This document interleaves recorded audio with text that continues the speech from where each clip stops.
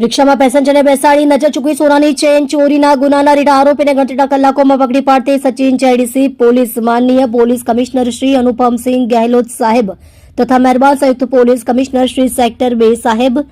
તથા મહેરબાન નાયબ પોલીસ કમિશનર શ્રી ઝોન 6 સાહેબ તથા મહેરબાન મદદનીશ પોલીસ કમિશનર શ્રી જે ડિવિઝન સાધનાઓ તરફથી વણશોધાયેલ ગુના શોધી કાઢવા તથા નાસા ફરતા આરોપીઓને પકડી પાડવા આપેલ સૂચનાઓ અનુસંધાને police inspector Shri K Gohil તથા second police inspector Shri B પરમારનાઓના માર્ગદર્શન હેઠળ તથા સર્વેલન્સ સ્ટાફના police sub inspector HR Patel નાઓના નેતૃત્વ હેઠળ સર્વેલન્સ સ્ટાફના ASI પ્રદીપસિંહ નારસિંહ તથા હેડ કોન્સ્ટેબલ રઘુભાઈ ભોળાભાઈ તથા હેડ કોન્સ્ટેબલ મહેન્દ્રસિંહ જશવંતસિંહ તેમજ હેડ કોન્સ્ટેબલ કુલદીપસિંહ ભરતસિંહ નાઓએ સંયુક્ત બાતમીના આધારે તથા ટેકનિકલ સર્વેલન્સના આધારે રિક્ષામાં પેસેન્જર બેસાડી નજર ચૂકવી સોનાની ચેન ચોરીના ગુનાના રીઢા આરોપીઓ રમજન શાહ સલીમ શાહ જાતે શાહ ઉંમર વર્ષ 34 રહે ઘર નંબર 171 રફીકભાઈના મકાનમાં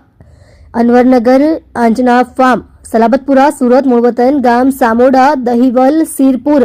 પીપળનેર મહારાષ્ટ્ર મોહમ્મદ હનીફ ઉર્ફે જવાઈ રફીક શેખ ઉંમર વર્ષ 33 રહે flat number B2 Kamrunagar apartment Limbayat Surat મૂળ વતન ગામ કસઈવાડા કાલી મંદિરની સામે નંદુરબાર મહારાષ્ટ્ર સમીશા ઉર્ફે માનસિક નાસિર શાહ જાતે શાહ ઉંમર વર્ષ 22 રહે plot number 103 Khanpura society Madina મસ્જિદની પાછળ લિંબાયત સુરતને 10.6 ગ્રામની 1,40,000ની કિંમતની સોનાની ચેન સાથે પકડી પાડી પ્રશંસનીય કામગીરી કરેલ છે।